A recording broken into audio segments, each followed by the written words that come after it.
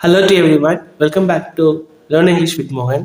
இன்னைக்கு இந்த வீடியோவில் ரிலேட்டிவ் ப்ரொனவுன்ஸை யூஸ் பண்ணி டெய்லி யூசேஜ் சென்டென்ஸில் பேசக்கூடிய வாக்கியங்களை தமிழ்லேருந்து இங்கிலீஷில் நம்ம சேஞ்ச் பண்ண போகிறோம். என்னோட சேர்ந்து நீங்களும் ட்ரை பண்ணலாம். பிஃபோர் இந்த சேனலை நீங்கள் சப்ஸ்கிரைப் பண்ணாமல் பார்த்துட்டு இருக்கீங்க அப்படின்னா ப்ளீஸ் சப்ஸ்கிரைப் திஸ் சேனல். உங்களுக்கு இந்த வீடியோ பிடிச்சிருந்தது அப்படின்னா please hit a like button. Let's get started.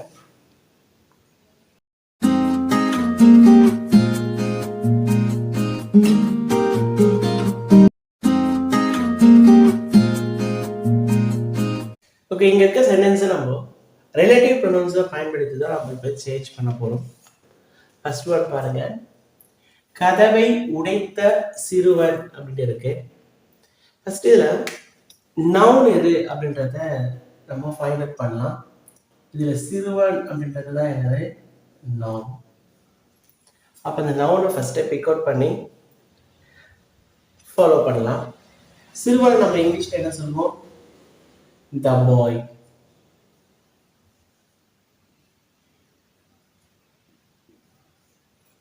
The boy எழுதியாச்சுங்களா? The boy அப்படின்றத நம்ம ரிலேட்டிவ் ப்ரொனவுன்ல ரெஃபர் டு த பர்சனா. அப்போ ரிலேட்டிவ் ப்ரொனவுனா என்ன யூஸ் பண்ணலாம்? The boy who.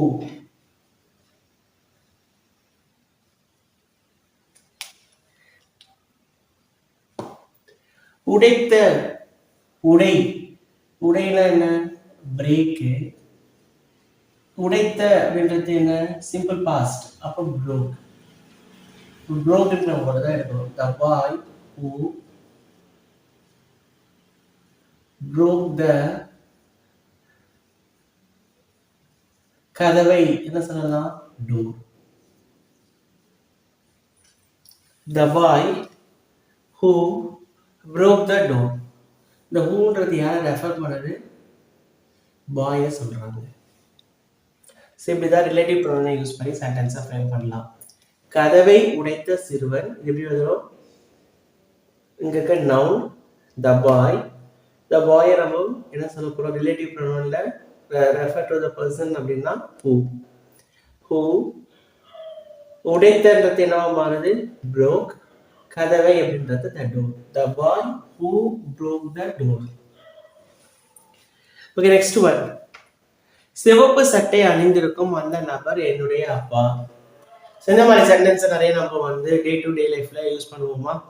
அங்க சிவப்பு சட்டை அணிந்திருக்கும் பாருங்களா, அந்த நபர் தான் என்னுடைய அப்பா அப்படின்னு நம்ம பேசுவோம். ஓகே, இந்த சென்டென்ஸ் இப்ப எப்படி எழுதலாம்னு பார்க்கலாமா? இங்க அந்த நபர் அப்படின்றது யாரு? ஒரு நவுன். அப்ப அது பர்சனா? the person.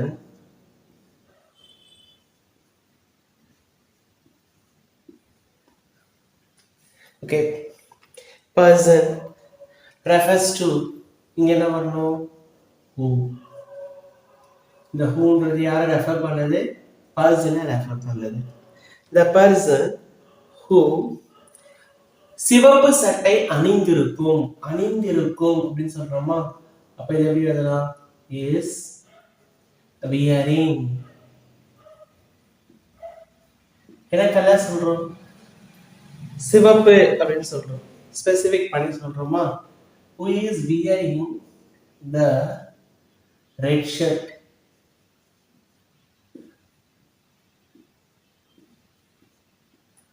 the person who is wearing the red shirt என்னுடைய அப்பா. அப்ப எப்படி எழுதலாம்? yes my father. சிவப்பு சட்டை அணிந்திருக்கும் அந்த நபர் என்னுடைய அப்பா. எப்படி எழுதியிருக்கோம்?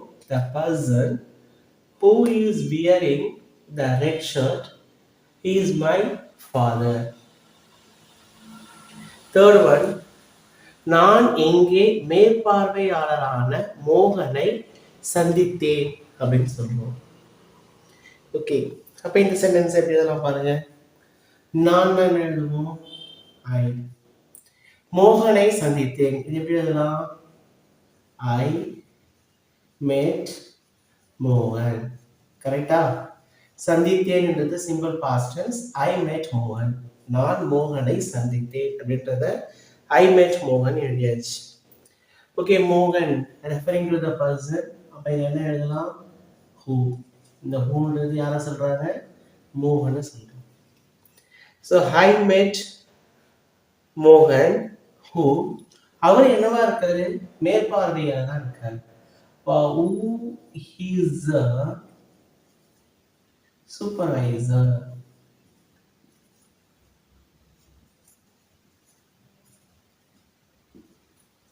I met Mohan, who is a supervisor. Next, fourth one. முதல் மதிப்பெண் பெற்ற வருண் என்னுடைய நண்பன். இந்த சென்டென்ஸ் எப்படி எழுதலாம்?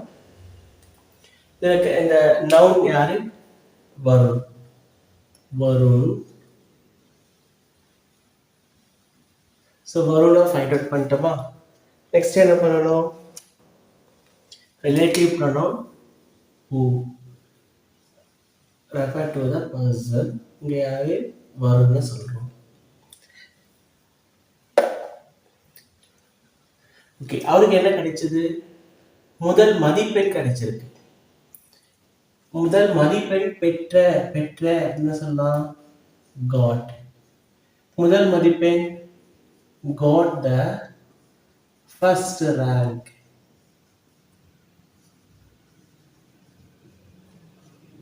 கரெக்டா? Varun who got the first rank. என்னுடைய நண்பன், அவன் தான் என் ஃப்ரெண்டுன்றாங்க. அப்ப இது எப்படி எழுதலாம்? is my friend. முதல் மதிப்பெண் பெற்ற வருண் என்னுடைய நண்பன். ஸோ வருண் எடுத்துக்கோம். ஸோ வருண் அப்படின்னா ரிலேட்டிவ் ப்ரொனவுன் என்ன சொல்வோம்? ஊன்றது யார் சொல்றது? வருண். முதல் மதிப்பெண் பெற்ற பெற்ற கோட். முதல் மதிப்பெண் தான் the first rank. என்னுடைய நண்பன் தான் is my friend. So Varun who got the first rank is my friend. அந்த பாடலை பாடிய பாடகர். அந்த பாடலை பாடிய பாடகர் இவர் தான் அப்படின்றத சொல்றோம், ஸ்பெசிபிக் பண்றோம். ஸோ இவர் தான் அந்த பாடலை பாடினாரே அப்படின்னு பேசுறோமா?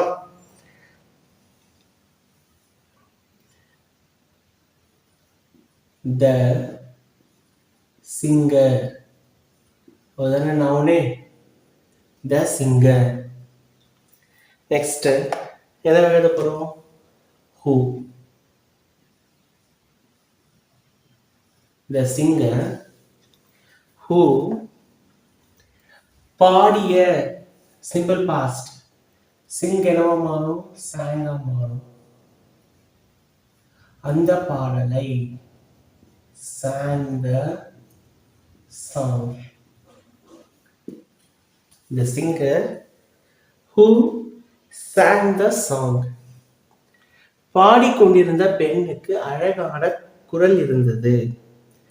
ஸோ பாடிக்கொண்டிருந்த பெண்ணுக்கு அழகான குரல் இருந்தது அப்படின்னு சொல்றோம்.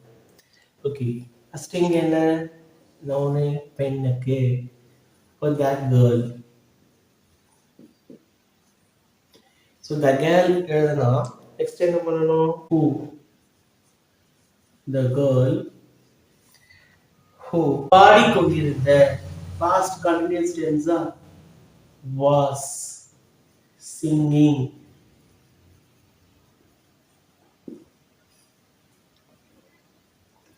அழகான குரல் இருந்தது.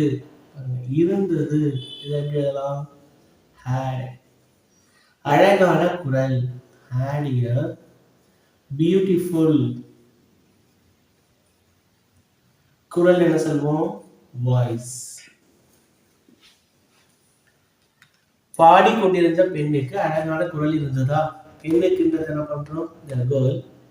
the girl என்ன பண்றோம்? who refer to the girl. the girl who பாடிக்கொண்டிருந்த past continuous tense. அப்போ was singing. அழகான குரல் இருந்தது. இருந்தது அப்படின்றத என்ன பண்றோம்? had. அழகான குரல், a beautiful voice. The girl who was singing had a beautiful voice. முதல் மதிப்பெண் பெற்ற வருண் என்னுடைய நண்பன். Varun who got the first rank is my friend.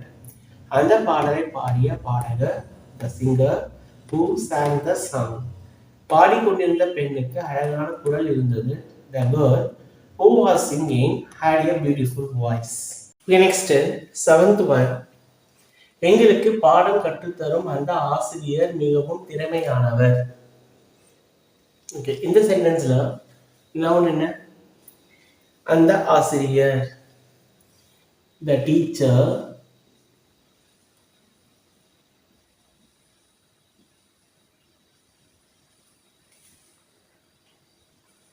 Okay, next என்ன எழுதுவோம்? The teacher who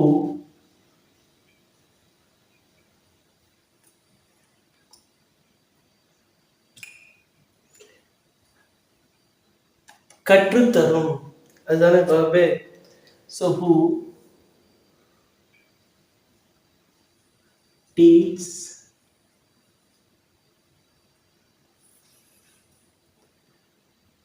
எங்களுக்கு, இது என்ன சொல்லலாம்? us. The teacher who teaches us பாடம், a lesson. மிகவும் திறமையானவர் எப்படிலாம்? is very talent.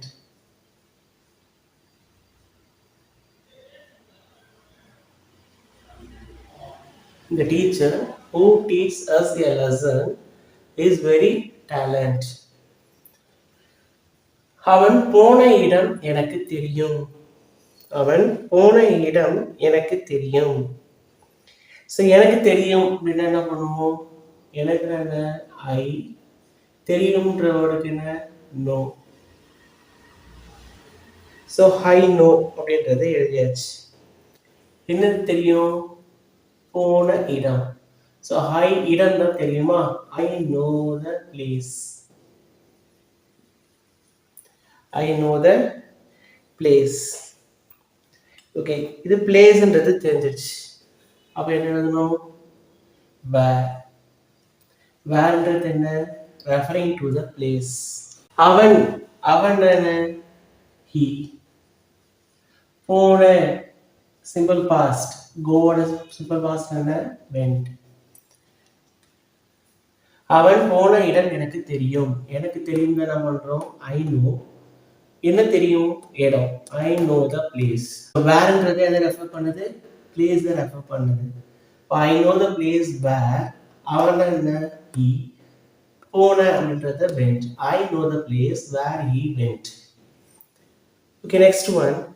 அவள் அந்த விலை உயர்ந்த கடிகாரத்தை எனக்கு கொடுத்தாள். அவள், அவள் என்ன எழுதுவோம்? ஷி.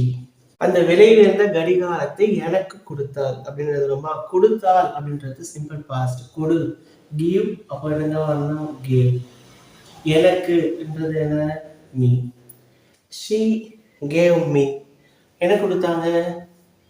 கடிகாரத்தை கொடுத்தாங்க. She gave me a watch.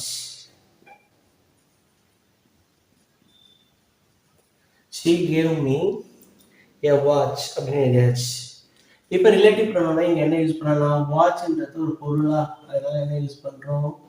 which. அது எப்படி இருந்தது?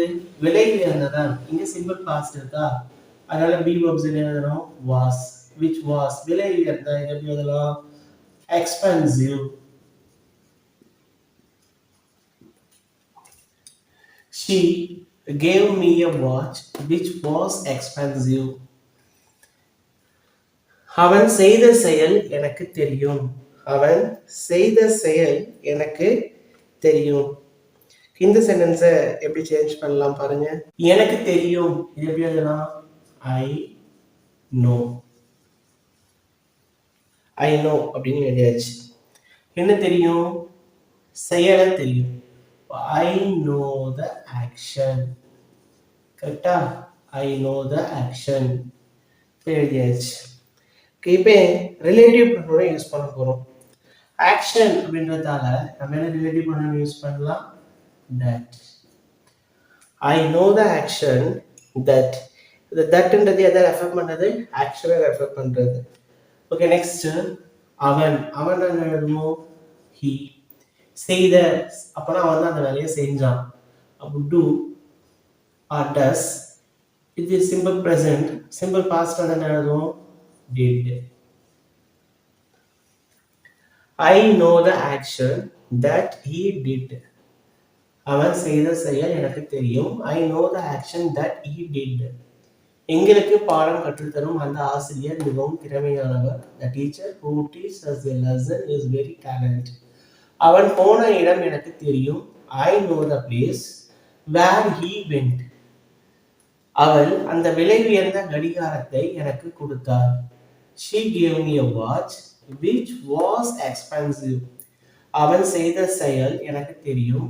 I know the action that he did. இது உங்களுக்கான ஹோம்வொர்க். கடந்த வாரம் திருடப்பட்ட கார் பள்ளத்தில் காணப்பட்டது. எனக்கு பாடம் கற்பித்த ஆசிரியர் கடந்த ஆண்டு ஓய்வு பெற்றார். இதற்கான ஆன்சரை கமெண்ட்ல போஸ்ட் பண்ணுங்க. உங்களுக்கு இந்த வீடியோ பிடிச்சிருந்தது அப்படின்னா please hit a like button. If you do not subscribe this channel, do subscribe. Please share this video among your friends. Okay, meet you again.